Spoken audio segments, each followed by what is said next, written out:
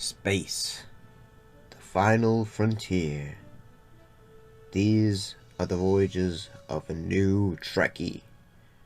My 5-year mission to search out Star Trek media, to seek out our fans and merchandise, to boldly go where no fan has gone before.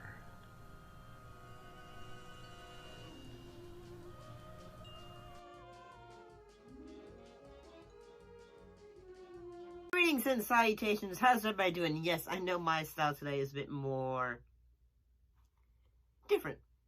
Let's say it that way. But you know, I like my style at times. So today we're looking at another episode of Star Trek Phase 2. In this case, the episode Harm's Way.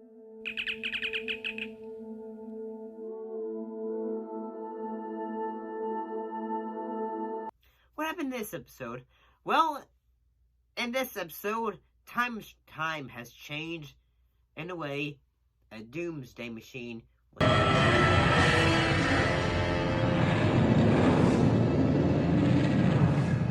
sent back in time.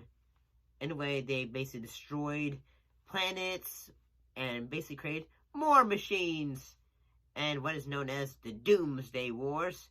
Captain Kirk, in command of the USS Farragut, is sent back in time to prevent this from happening and save the lives and save the future. And keep in mind when I said the USS Farragut, in a way, this is before he's the captain of the Enterprise, which means we get more stories involving Christopher Pike. The USS Enterprise, Captain Christopher Pike commanding, and Steve Garvik is captain of the Farragut. So who the devil are you? That's going to be somewhat difficult to explain, but it's absolutely vital that you listen to what I have to say. Ain't that just wonderful? To be honest, I found this episode kind of enjoyable. I do have to say that I do have to wonder, though, is it just the fact that the actor who played Kirk was a attractive man, or was it just because they also thought that he looked like Elvis? And because whenever they say a new female character meets him, it's like, yes? Good afternoon, Miss... Oh my. It's you. I don't think I had to edit that.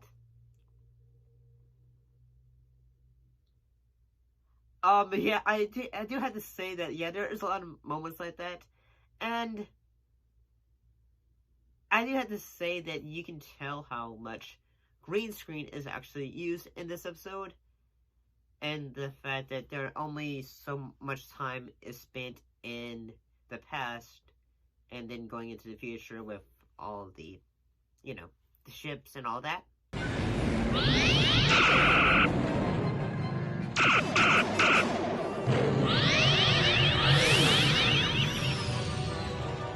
I think you've got its attention, Captain. Recharge weapons. Number 1, what's your summary of Kirk's data?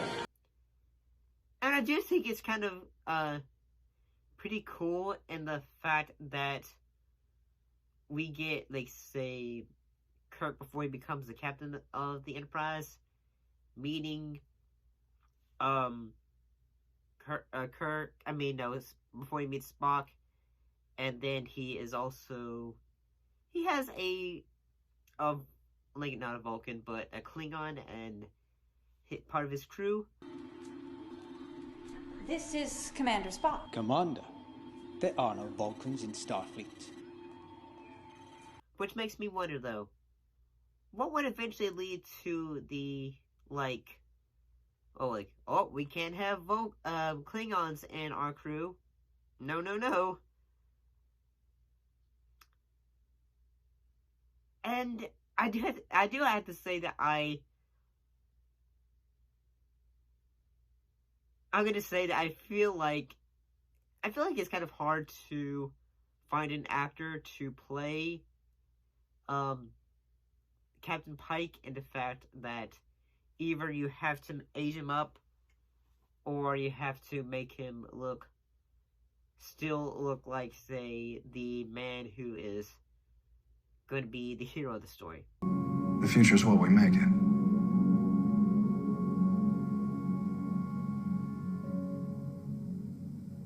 So,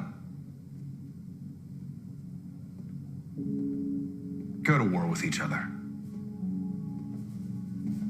Or join our Federation of Planets. Just like how in the original series. I do think it's pretty cool how space battles near the end of the episode when they're destroying the the Doomsday machines. And the fact that it's like all like say 3 ships just destroying it all at once, so that's pretty cool.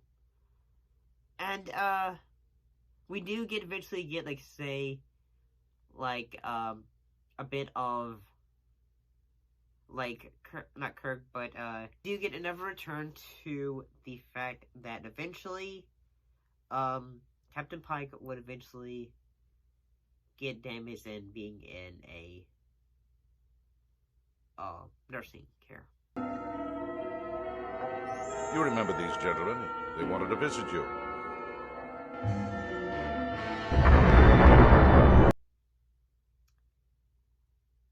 And yeah, I mean, for an episode that deals with like say going back in the past and trying to stop Doomsday machines, it's pretty cool.